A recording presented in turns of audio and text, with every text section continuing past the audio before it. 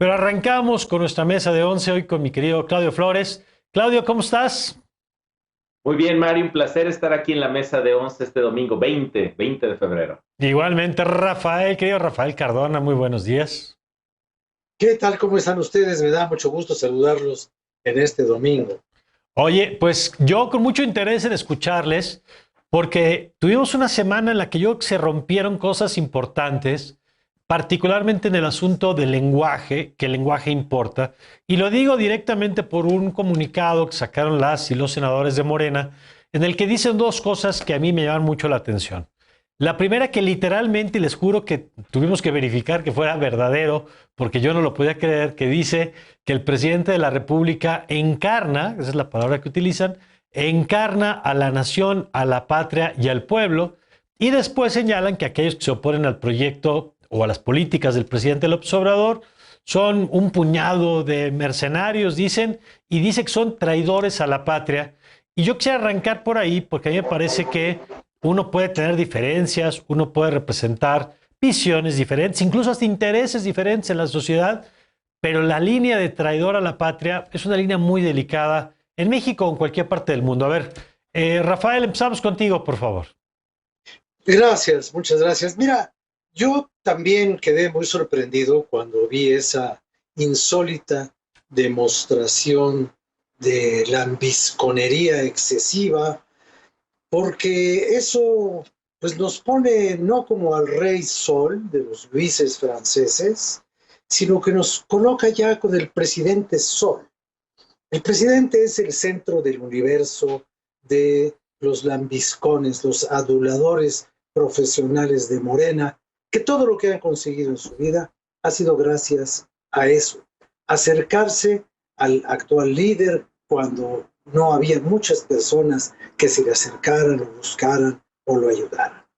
Entonces, además de eso, yo revisé el Código Penal y vi cómo se fundamenta el delito de traición a la patria. Sí. Y no hay en ninguno de sus apartados, que son muchos, son 16 puntos, pues en ninguno de ellos dice que opinar en contra de una política presidencial o de una acción presidencial o de una actitud presidencial es traicionar a la patria.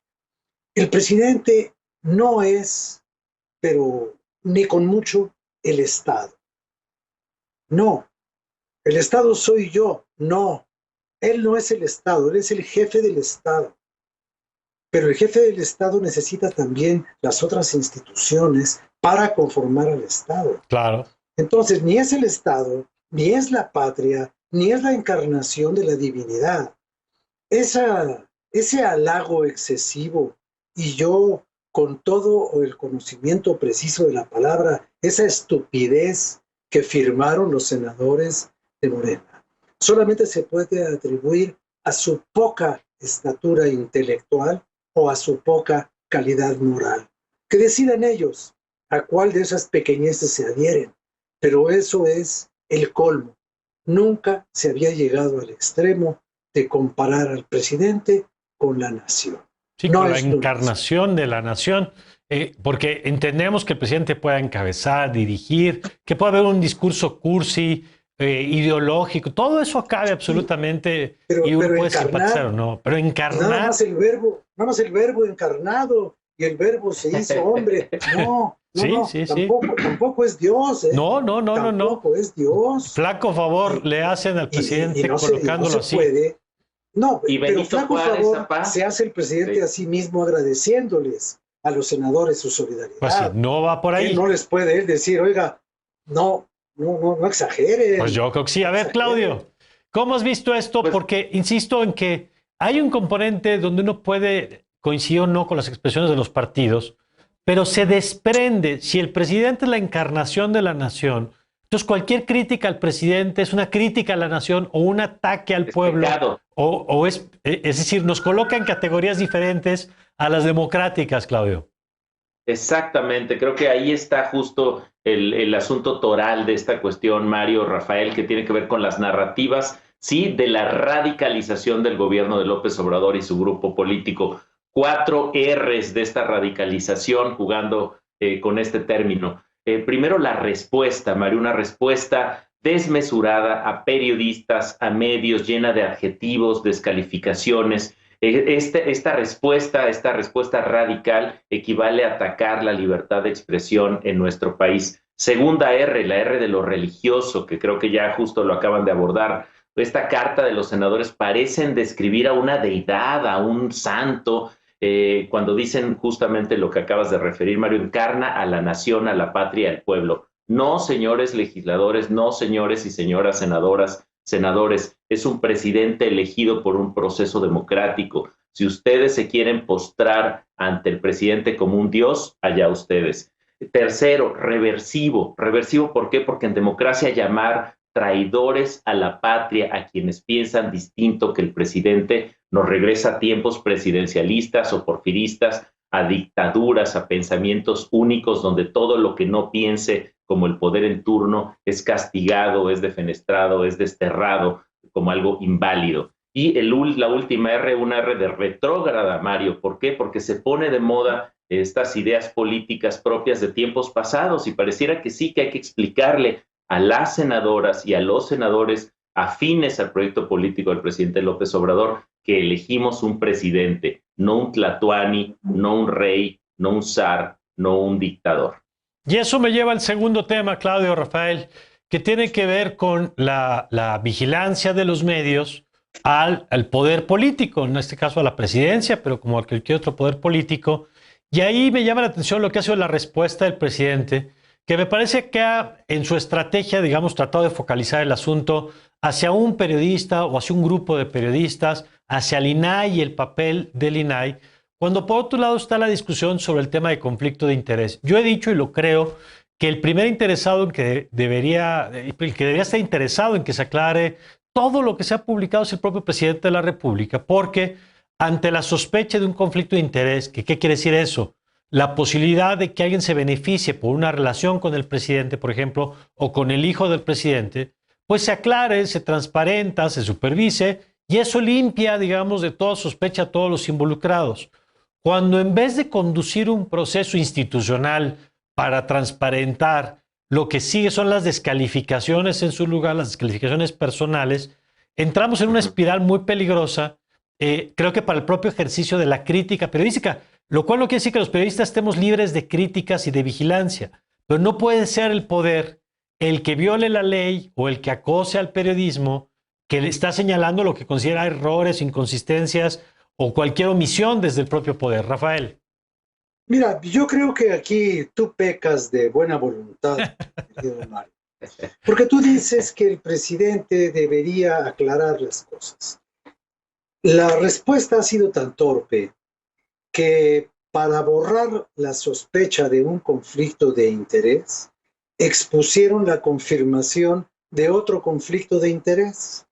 Ahora ya no es Hughes, la petrolera que está en Texas, ahora también es el grupo Vidanta, porque ya nos dimos cuenta de que un señor con enorme influencia dentro del grupo de empresarios amigos y aboneros del presidente de la República, porque le pagaron su influencia en abonos facilitos, ¿no? Entonces, uno de esos señores le da trabajo a su hijo a cambio de que no trabaje, porque no puede trabajar como abogado en Texas, porque no forma parte de la barra tejana de abogados. Entonces, quisieron eliminar una sospecha a través de una confirmación. Eso a mí me recordó mucho un capítulo de La Tremenda Corte. El juez ya había sentenciado a Tres Patines porque se robó una gallina. Y dijo, no, chico, yo no me robé la gallina, yo me robé el buey. Bueno, pues entonces salió peor el remedio que la enfermedad. Y en cuanto a que el presidente siga estimulando la hoguera en la que se asesina periodistas para que después se le aparezcan los fantasmas de esos periodistas cuyos asesinatos no han sido investigados, y en el peor de los casos, como el de Lourdes Maldonado, se exonere a priori y se le quite cualquier clase de sospecha a un hombre que tenía un litigio y un pleito personal con Lourdes Maldonado, solo porque es otro de los aboneros y al cual él le había dado el gobierno de Baja California. Entonces nos pone en el lenguaje de los fantasmas y el pase de lista. Pues sí, ahí están los asesinados y ahí está el estímulo a perseguir y a descalificar a cualquiera, Ya. a los periodistas o al INAI o a quienes solamente, como la maestra Ibarra del INAI, solamente han actuado de acuerdo con lo que la ley les Pues permite. Sí, sí, Porque sí. así es el gobierno solo puede hacer lo que la ley le permite y el particular solo puede hacer lo que la ley no le prohíbe. Claro. Eso lo aprende cualquiera que acabe la prepa. De acuerdo. Pero si en vez de estudiar la prepa andas bloqueando carreteras, pues no aprendes. A ver, ¿tú cómo has visto todo este tema, Claudio? Pues coincido con el análisis que hace Rafael, de acuerdo. Creo que hay al menos en esta gestión de crisis una gran cátedra, Mario, de lo que no se tiene que hacer cuando tienes que atender una crisis. Cinco argumentos de por qué este es un caso ejemplar de mal manejo de crisis. Primero, esfuerzos desesperados son los que está haciendo el presidente para tratar de cambiar la conversación, de mover los temas hacia otro asunto. Le urgen cortinas de humo, le urgen distractores y va a intentar que si los salarios del INE, que si el desempeño del INAI y todo lo que pueda. Segundo, similitudes. Las similitudes con el escándalo de la Casa Blanca, el escándalo de corrupción que manchó el gobierno de Peña Nieto, pues aquí tenemos ya hasta las nomenclaturas, los nombres, se le ha llamado la Casa del Bienestar, la Casa Gris, la Casa Morena, la Casa de Houston, y ojo con la oposición, tratando de mantener sistemáticamente este tema en la agenda pública y en la atención de todas y todos. Tercero, el daño estructural. Este gobierno y el presidente López Obrador sufrió el daño estructural a su proyecto político porque le pega en el valor de honestidad, en la causa de combate a la corrupción y en el diferenciador de no somos iguales. Cuarto elemento, las arenas movedizas, Mario, que se ha utilizado mucho como analogía de lo que está pasando con las respuestas del gobierno de la República, del presidente López Obrador ante la crisis que implica esta casa de su hijo en Houston. Pues se hunde más, parece que cada vez que se mueve, ya lo decía Rafael, ya embarcaron literalmente a Baker Hughes con Pemex, pero también ya se le Vidanta y todo este asunto de las concesiones y la visa del hijo del presidente. Y por último, el enojo, un presidente enojado, fuera de control, incluso viendo en el periodismo, en las y los periodistas, un complot en su contra por hacer su trabajo y por no relatar el relato que quiere el presidente que se ha contado en México, Mario. Bueno, pues así la semana, vamos a ver qué nos trae esta que inicia. Y yo les agradezco, como siempre, les mando un fuerte abrazo. Muchas gracias. Abrazo grande y muy buena semana. No coman aguacate ahora que sobra. Gracias a los dos, vamos a una pausa. Regresamos con Ernesto López Portillo.